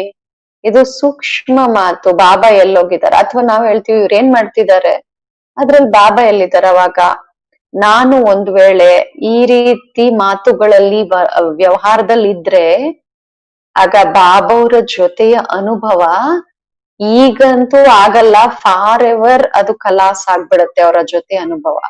ಬಾಬಾ ಕಡಿಮೆ ಅಲ್ಲ. ಎಷ್ಟು ಧೈರ್ಯ ಇಟ್ಕೊಳ್ತೀವಿ, ಬಾಬಾ ಅವರು ನಮ್ಗೆ ಸಹಯೋಗ ಕೊಡ್ತಾರೆ. ಸತ್ಯ ಹೃದಯದಲ್ಲಿ ಬಾಬಾ ಅವ್ರು ರಾಜಿ ಆಗ್ಬಿಡ್ತಾರೆ. ಯಾರಿಗಿದರ ಅನುಭವ ಇದೆ ಸತ್ಯ ಹೃದಯದಿಂದ ಸಾಹೇಬ್ ರಾಜಿ ಆಗ್ತಾರೆ ಅಂತ, ಯಾರಿಗಿದು ಲೈಫಲ್ಲಿ ಅನುಭವ ಆಗಿದೆ ಅವ್ರು ಎಂದೂ ಇಂತಹ ತಪ್ಪುಗಳನ್ನ ಮಾಡಬಾರದು. ಯಾರ್ದೇ ಬೇರೆಯವರ ಚಿಂತನೆಯಲ್ಲಿ ಹಳೆಯ ಮಾತುಗಳನ್ನ ನೆನಪು ಮಾಡ್ಕೊಳ್ತಾ ಈಗ ತಮ್ಮನ್ನ ಲಾಸ್ ಅಲ್ಲಿ ತಂದ್ಕೊಳ್ತಾ ಸದಾ ಶ್ರೇಷ್ಠ ಪ್ರಾರಬ್ಧವನ್ನ ಮಾಡ್ಕೊಳ್ಳೋದ್ರಲ್ಲಿ ನುಕ್ಸಾನ್ ಮಾಡ್ಕೊಳ್ತಾರೆ. ಸದಾಗೋಸ್ಕರ ಬಾಬಾ ಅವರು ಏನು ಪುರುಷಾರ್ಥ ಶಬ್ದ ಹೇಳಿದ್ರು ಬುದ್ಧಿಯಲ್ಲಿ ಸ್ಪಷ್ಟ ಆಗ್ತಾ ಹೋಯ್ತು ಪುರುಷಾರ್ಥ ಅಂದ್ರೆ ಏನು ಅಂತ. ಪುರುಷಾರ್ಥ ಅಂದ್ರೆ ಏನು? ಪುರುಷೋತ್ತಮರಾಗುವಂತ ಪುರುಷಾರ್ಥ ಇದು. ಪುರುಷೋತ್ತಮ ಯುಗ ಆಗಿದೆ. ಮಧ್ಯಮ ಕನಿಷ್ಠದಿಂದ ದೂರ ಮಹಾರಥಿ ಆಗಿದ್ದೀನಿ ನಾನು, ಮಹಾಯೋಗಿಯಾಗಿ ಇರ್ಬೇಕು. ಅದ್ರಿಂದ ಬೇರೆ ಬೇರೆ ಆತ್ಮಗಳು ಹೇಗೆ ಹನುಮಂತ ವಾನರ ಸೇವೆಯನ್ನ ತಗೊಂಡ್ ಹೋಗಿ ರಾವಣನ್ ಮೇಲೆ ವಿಜಯಿ ಆದ್ರಲ್ಲ, ರಾವಣನನ್ನ ಓಡಿಸ್ಬಿಟ್ರಲ್ಲ, ಸಮಾಪ್ತಿ ಮಾಡಿದ್ರಲ್ಲ. ನನ್ನ ಭಾವನೆ ಇದಾಗಿದೆ, ಪ್ರತಿಯೊಬ್ರು ದೇವಿಯ ಶಕ್ತಿಗಳಲ್ಲಿ ನಡೀತಾ ಇದೆ. ದಸರಾ ಈ ದಿನ ಯಾವತ್ತು ದಿನ ಇದು? ಇಂತಹ ದಸರಾನ ಆಚರಣೆ ಮಾಡಿ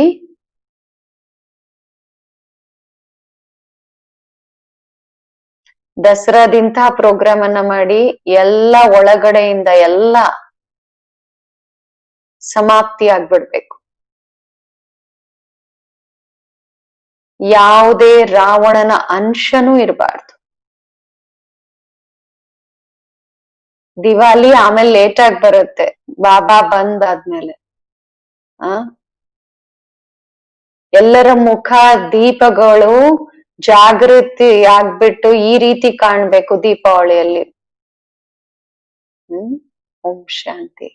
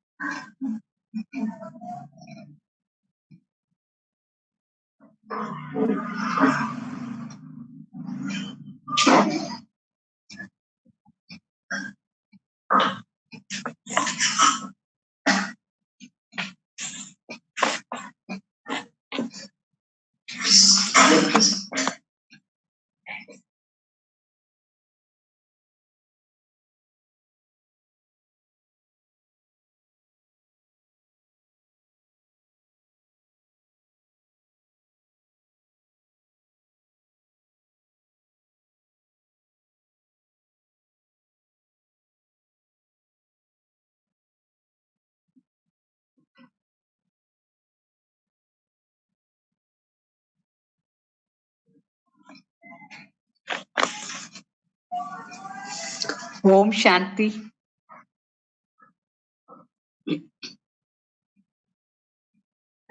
तो सभी योग में बैठे हूँ। दादी जी अपना जो अनुभव है अनुभव युक्त क्लास में यही सुना रही थी कि कैसे हम नियमों को ठीक तरह से पालना करनी है, नियम अनुसार ईश्वरीय मर्यादा अनुसार कैसे चलना है। दादी अपना सुना रही थी। कई लोग दादी को बोलते हैं आप योग में तो बैठे, मतलब वहां कॉन्फ्रेंस भी चलता था, लेकिन बाबा ने ऑर्डर किया है योग करने की भी, तो समय पर योग में बैठना यह है ईश्वरीय नियम, ईश्वरीय लॉ। तो अमृत वेले से भी योग करना और शाम को नुमा शाम को योग, ये दोनों टाइम पर योग जो करते हैं वो जैसे कि हम अपने अंदर ऑक्सीजन भरते हैं। ऑक्सीजन बहुत इंपॉर्टेंट है ना, प्राण वायु। प्राण रहने के लिए ऑक्सीजन चाहिए। ऐसे सदैव बाबा के बच्चे होकर रहना, ब्राह्मण बनकर के रहने के लिए अमृत वेले का योग और नुमा शाम का योग कंपल्सरली सभी को करना है, कभी नहीं मिस करना चाहिए। तो ये जैसे कि बाबा को हम रिकॉर्ड देते हैं, बाबा की श्रीमत है। तो कई लोग दादी से पूछते हैं, दादी आप इतना दूर हॉल तक क्यों आना चाहिए, आप अपनी रूम में ही बैठ करके योग लगा सकते हो। तो दादी बोल रही थी उनको, नहीं, जो रूल्स एंड रेगुलेशंस है, जो लॉस है, उसको पूरी रीति फॉलो करना होता है, तभी ही हम बाप को सम्मान देते हैं। और आपस में भी रिकॉर्ड रेस्पेक्ट देना, ये भी ईश्वरीय मर्यादा है। जैसे छोटों को भी रेस्पेक्ट देना, बड़ों को भी रिकॉर्ड रेस्पेक्ट देना, ये अपना नियम बनाना चाहिए। हर एक को अपने ऊपर अटेंशन देना चाहिए कि हम ठीक तरह से नियमों को फॉलो करते हैं या नहीं, फुल अटेंशन चाहिए इसमें। क्योंकि हमको पास भी तो ऑनर बनना है, ऐसे ही पास होना वो अलग बात है, लेकिन पास भी तो ऑनर बनने के लिए कितना हम पुरुषार्थ करना है।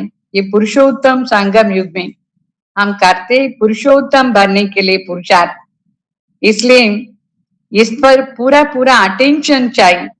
हम नियमों के ऊपर कहाँ तक चलते हैं, तभी पास भी तो ऑनर हो सकते हैं।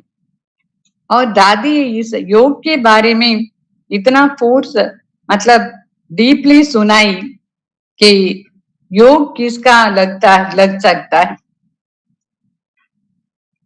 योग बल जो कहते हैं, वो योग उसको ही लग सकता है जो अपने रेगुलरली जो अपने ऊपर strict law rules and regulations follow करते हैं।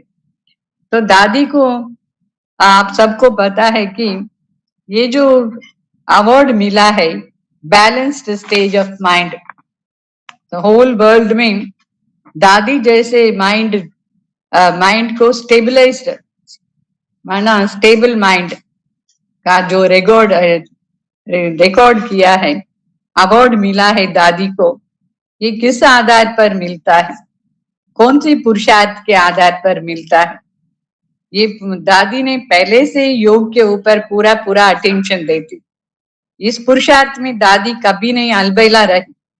सो ये अलबेलापन और आलस्य जो है, ये योग में बहुत विघ्न डालता है।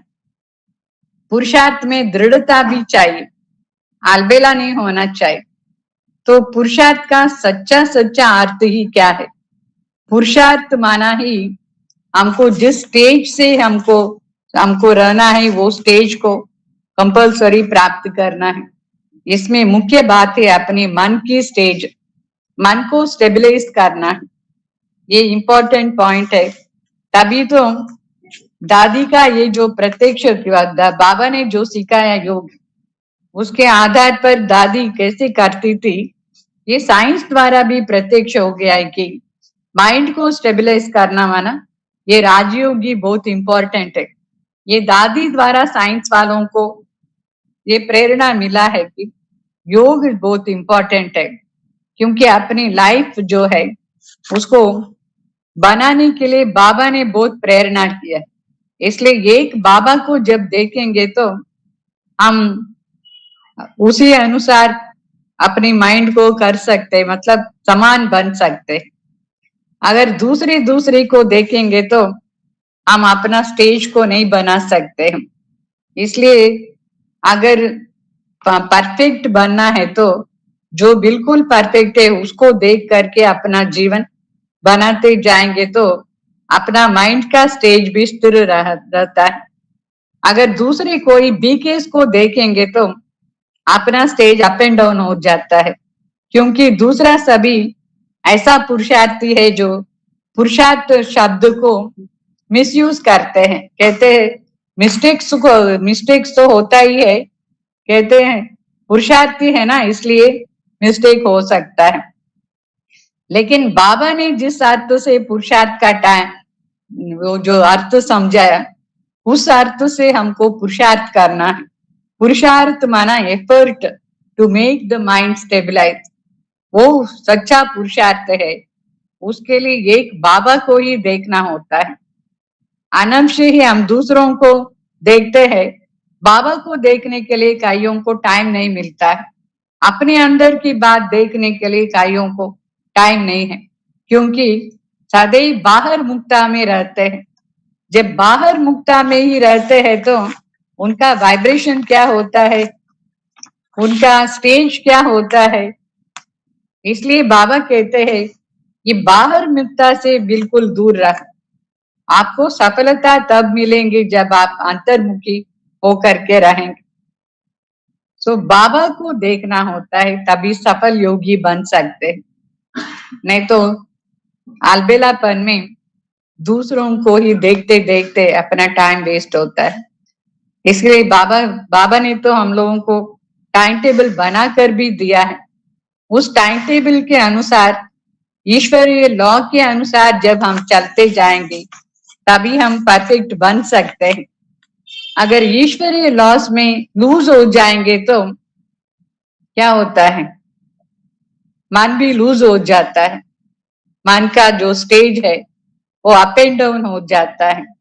इसलिए बाबा कहते हैं ईश्वरीय लॉ को बहुत स्ट्रिक्टली फॉलो करना होता है। दिल में अपने आप से देखना है, हम दूसरों को क्यों देखें, बाबा को ही देखते रहेंगे तो ऊंच बन सकते हैं। और दूसरों को भी ऊंच उठाना ये बहुत इंपॉर्टेंट काम है। मतलब बाबा को सदैव ये दिल में था कि मैं भी इतना श्रेष्ठ स्टेज में आऊं और दूसरों को भी इस ऊंची स्टेज पर ले जाऊं।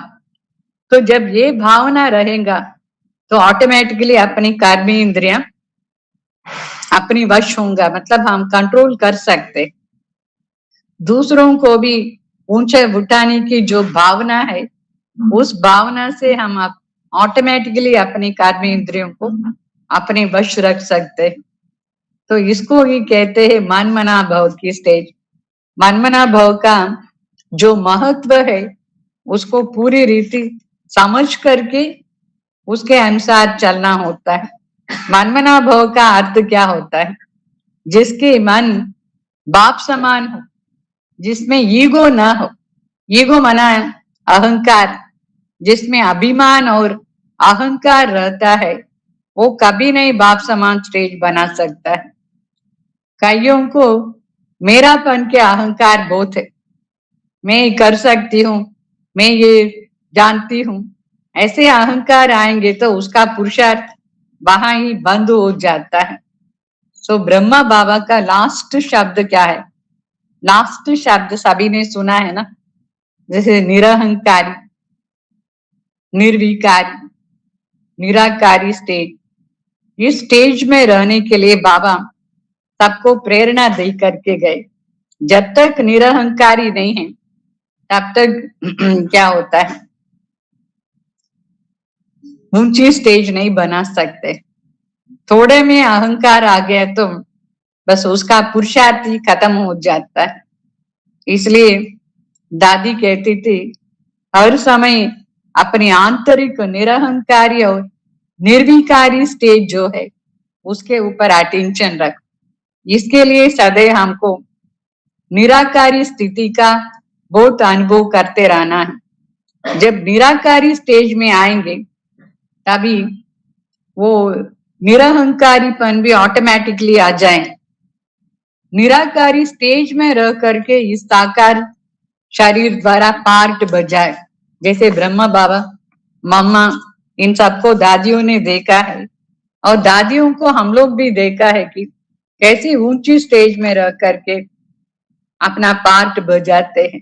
साकारी शरीर बिल्कुल ही देह अलग है, मैं आत्मा अलग हूँ, ऐसे मैं विदेही हूँ और ये शरीर सिर्फ इंस्ट्रूमेंट है, इसके द्वारा मैं पार्ट बजा रही हूँ। ऐसे विदेही स्थिति का बहुत फुल अटेंशन चाहिए। दीदी इसमें बहुत एक्यूरेट थी। दीदी का दृष्टि इतना पावरफुल दादी सुना रही थी, जो कोई को भी दीदी देखती है तो उसको अंदर रियलाइजेशन हो जाता है। सो दीदी सदैव बाबा का हर शब्द को अटेंशन दे करके प्रैक्टिस करती रहती थी। वो भी स्पेशली निराकारी अवस्था में सदैव रहने के लिए दीदी पुरुषार्थ करती थी। सो दादी भी, दीदी को देख करके प्रेरणा मिला है दादी को, मुझे भी इस निराकारी स्थिति में इस तरह से अनुभव करना है कर।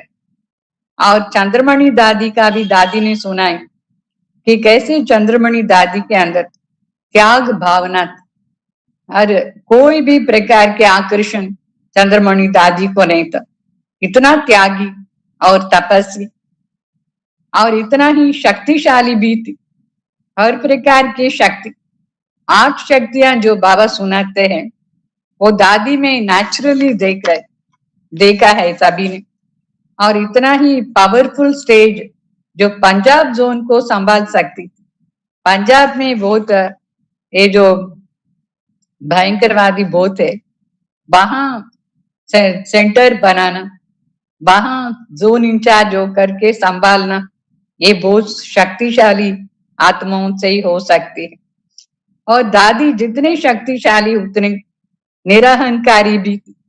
इतना निरहंकारी जो हर ईश्वरीय मर्यादा में एक्यूरेट चलती थी, गफलत नहीं करती थी। अगर मर्यादाओं में गफलत करेंगे तो पुरुषार्थ आगे जा ही नहीं सकता है। और एक्यूरेट भी होना चाहिए, नहीं तो क्या होता है अलबेलापन।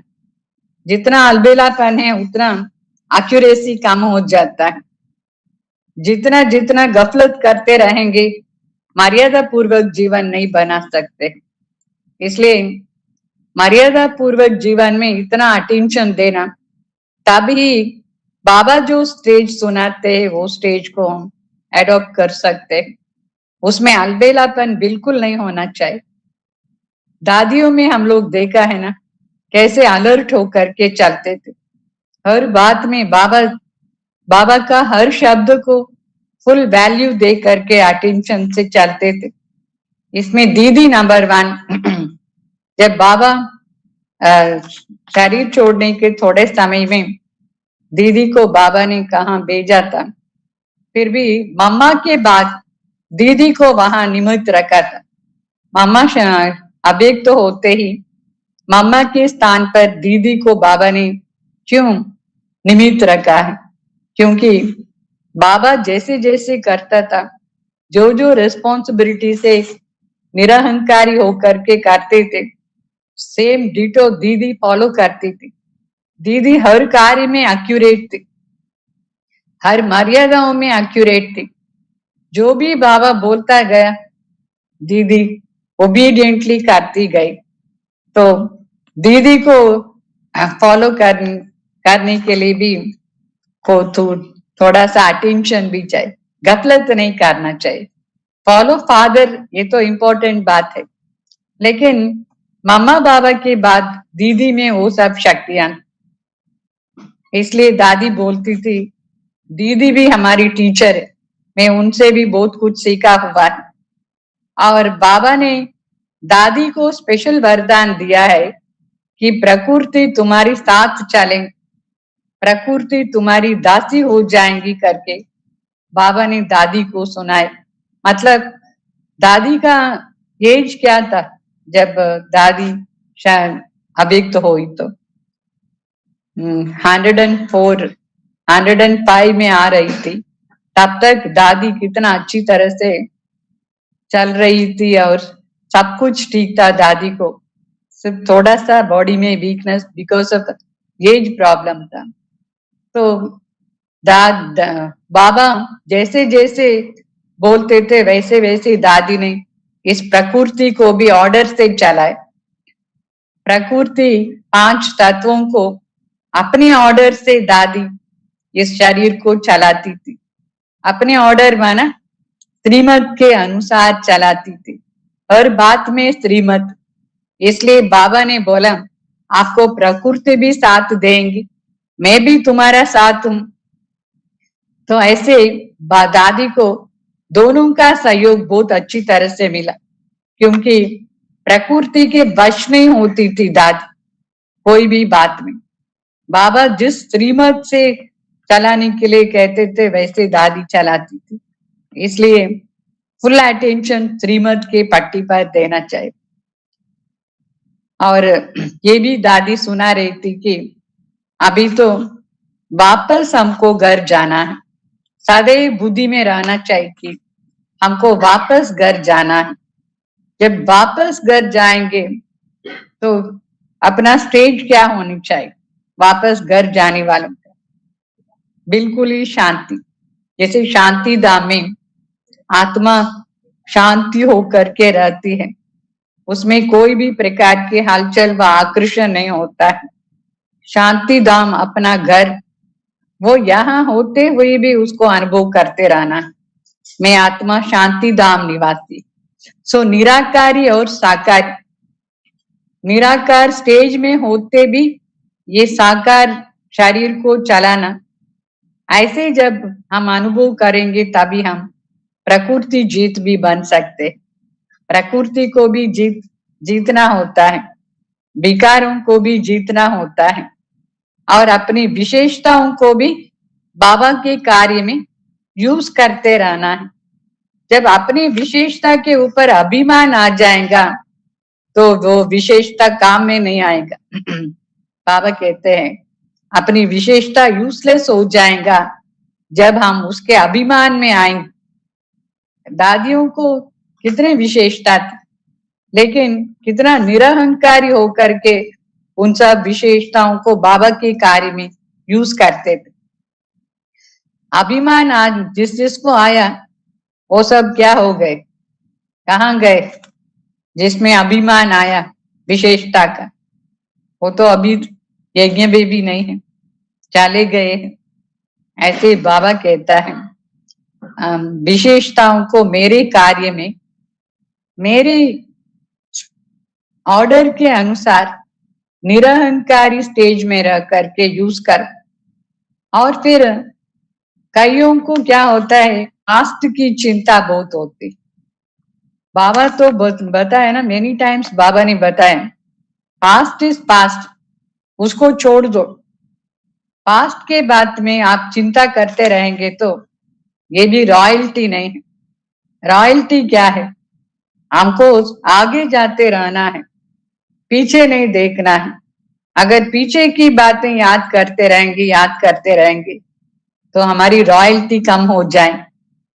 इसलिए रॉयल्टी शब्द माना बाबा जिस स्टेज पर प्रेजेंट स्टेज में रहने के लिए बोलते हैं उसको अडॉप्ट करना ही रॉयल्टी है। और सब बातों से फ्री हो जाना चाहिए। कईयों को क्या है, दूसरों की बात बहुत याद रहता है, वो ऐसा करती है, ये ऐसा करती है, उनके बुद्धि सदैव उसमें ही चलता रहता है। खुद क्या है उसके ऊपर अटेंशन नहीं, और कभी कुछ हो गया होगा दूसरे के द्वारा उसके बारे में सोचते रहे। तो दादी बोला इन सब बातों से आप फ्री हो जाओ।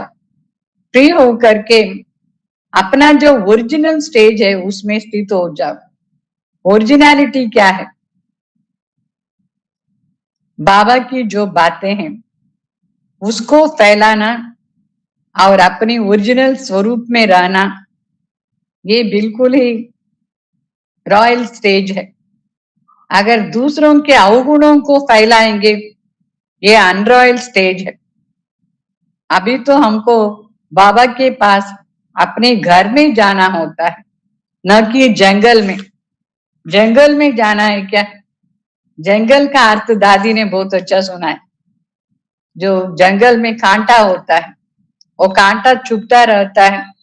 जंगल में जाना अर्थात दूसरों के अवगुणों में, दूसरों के बातों में जाना और दुख देते रहना। अपने लिए भी दुखी बनना, दूसरों को भी दुख देते रहना। वास्तव में बाबा के बच्चे बनने के बाद दुख का नाम निशान नहीं होना चाहिए, क्योंकि बाबा आए ही है हमको सुख देने के लिए। जो कुछ भी बाबा कहते हैं वो सब सुख का रास्ता है, दुख का रास्ता नहीं है। और ब्राह्मण बनने के बाद कई ऐसे बाहर मुक्ता में चलते हैं। दादी बोलती है, मैं उनको नमस्कार करती हूँ, वो मेरे सामने ऐसे नहीं आ बाहर मुक्ता से। अंतर मुक्ता की स्टेज बहुत इंपॉर्टेंट है। बाबा भी सदैव अंतर मुक्ता में रहते थे। बाबा के सामने कितने अनेक बच्चे आते, कई प्रकार के संस्कार होता था, फिर भी बाबा अंदर की जो आत्मा है उसके ऊपर अटेंशन दे करके चलता था। उसके ऊपर ही पूरा अटेंशन से बच्चों से बात करता था। बच्चों को ऊपर उठाने के लिए भावना रख करके उनको उठाता था। बिल्कुल ही बाहर मुक्ता नहीं था बाबा के पास। ऐसे हम लोग भी अंतर मुक्ता को प्रैक्टिस करना, ये बहुत इंपॉर्टेंट पॉइंट है। अंदर में आत्मा, मेरी स्टेज क्या है, मैं किस लक्ष्य से यहाँ आई हूं, उस लक्ष्य में रहना चाहिए। तो तभी बाबा का जो कुछ भी प्रेरणा है वो सब टच होता रहेगा, अगर अंतर मुक्ता में रहेंगे तो। बाहर मुक्ता से क्या होता है, वाइब्रेशन भी खराब हो जाता है और शांति में भी नहीं रह सकते। जो बाहर मुक्ता में है उसको बिल्कुल ही अंदर शांति हो ही नहीं सकता। इसलिए दादी कहती थी, इसके ऊपर पूरा पूरा अटेंशन चाहिए, अंतर मुक्ता की स्टेज। इससे तो दूसरों को भी इफेक्ट होता है। बाबा का जो भी शब्द है वो सब अंतर मुक्ता की स्टेज पर रह करके जब दूसरों को शिक्षा देंगे वो बहुत अच्छा अनुभव कर सकते हैं। इसलिए मुख्य बात है अंतर मुक्ता की स्वमान में स्थित होकर के रहना है। मैं आत्मा अंतर्मुखी हूं। इससे अंदर की जो आत्मा है उसका शाइनिंग होता है और उसमें एकाग्रता की शक्ति भी हो। जो अंतर्मुक्ता में रहते हैं उसको ही एकाग्रता की शक्ति भी प्राप्त होती है और वो सच्ची बातों को दूसरों को सुनाने के लिए कोई डरेंगे नहीं, निर्भय होकर के सच्ची बातें सुनाएंगे। और निर्भयता की शक्ति भी उसको ही होगा जो अंतर्मुखी होकर के रहे। सत्यता की शक्ति बहुत इंपॉर्टेंट। सत्यता की शक्ति से ही निर्भयता भी आ सकती है। और बाबा के पास सच्ची दिल से सब कुछ सुनाना होता है। कई है जो मिस्टेक्स करते रहते हैं फिर छिपाते रहते हैं। अगर छिपाएंगे तो उसमें शक्ति नहीं होगी। सच्चाई सफाई से जब बाबा को सुना देते हैं कोई भी प्रकार की मिस्टेक, तभी अंदर शक्ति आएगी और हम निर्भयता से सबको सच्ची बातें सुना सकते। अगर खुद ही सच्चाई सफाई में नहीं है तो भगवान का जो सच्ची बातें वो दूसरों को कैसे सुना सकते, बिल्कुल नहीं सुना सकते। इसलिए बाबा कहता है, आप सच्ची दिल से मुझे बोलो सब कुछ। सच्ची दिल पर साहेब राजी। जो सच्चाई सफाई से चलते हैं सभी उनसे राजी होते हैं। अगर छिपाएंगे अंदर तो बाबा को भी राजी नहीं कर सकते हैं, तो और कौन उसके ऊपर राजी हो सकते, कोई भी संतुष्ट नहीं हो सकते हैं ऐसे वालों। इसलिए कॉपी करना है तो बाबा को कॉपी करना है।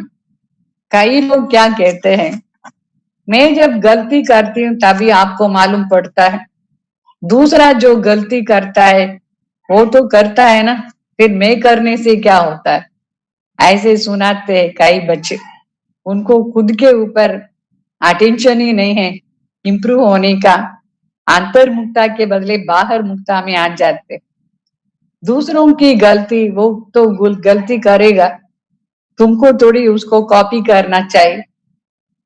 अगर वो गलती करता है तो उसको नष्ट होता है, तुमको क्यों गलती करना होता है।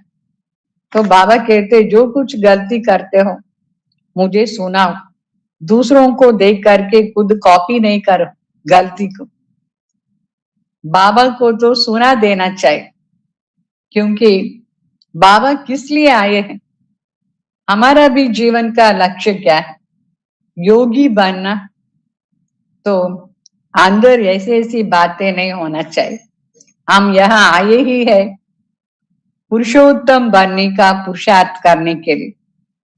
तो पुरुषार्थ के शब्द को भी यथार्थ रीति से यूज करना है, और अपने अंदर जो अंश मात्र भी रावण का जो भी संस्कार है उन सब संस्कारों को निकालते जाना चाहिए, नहीं तो अंदर ही अंदर वो खाता रहेगा। रावण का संस्कार जो है उसको पूरा खत्म करना होता है, तभी हम ईश्वरीय मर्यादा के अनुसार चल सकते हैं, और ये जो है ईश्वरीय परिवार के सकते हैं, शांति से चल सकते। अगर अंदर बहुत कुछ मतलब असंग का सिर्फ शो होता है तो वो भी सच्चाई सफाई नहीं है। सच्चाई सफाई जिसमें नहीं है उसको भगवान भी कैसे पसंद करेगा। और बाबा ने बोला आप सच्ची दिल से एक कदम रखो पुरुषार्थ के लिए, मैं 1000 कदम आपको आगे ले जाता। तो सच्चाई सफाई से पूरा चलने के लिए भी हिम्मत चाहिए। हिम्मत है बच्चे, मादे बाप। जब हिम्मत नहीं है पूरा सच्चाई सफाई से चलने के लिए, उसको किसका मदद भी मिल नहीं सकता। तो इसलिए दादी ने बोला बाबा जो कुछ भी सुनाते हैं उसको अंदर समाने की शक्ति भी होनी चाहिए, और श्रीमत के लिए पूरा रिकॉर्ड रिस्पेक्ट होना चाहिए, और नियमों के ऊपर भी पूरा अटेंशन दे करके चलना होता है।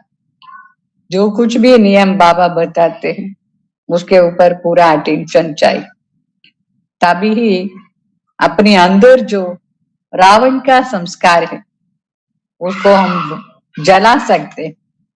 जैसे दिखाते हैं ना रामायण में, हनुमान ने सारा अपनी बंदर सेना लेके गए राम के पास, तो रामा ने वो सब बंदर सेना को यूज किया है लंका को जलाने के लिए, रावण को भगाने के लिए। यहाँ भी हम सब आपस में कौन है, सब हनुमान जैसे है ना। सभी हनुमान मतलब बंदर की सेना है। बाबा हम सबको सेलेक्ट किया है, किस लिए सेलेक्ट किया है, बांदरों को, रावण को भगाने के लिए सेलेक्ट किया है।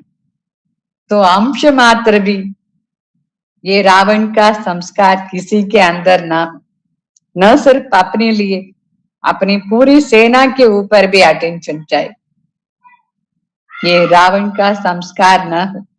इसलिए हमको किसी को देखना नहीं है कि उसमें मिस्टेक है मैं क्यों नहीं कर सकता, वो ऐसा करता है मैं क्यों नहीं कर सकता। मुझे भी मिस्टेक नहीं करना है, दूसरों को भी मिस्टेक करने नहीं देना। ये है रावण को जलाने का एक ये, तो पूरी सेना को बचाना है रावण से, समझा। इसके लिए योग के ऊपर पूरा पूरा अटेंशन चाहिए।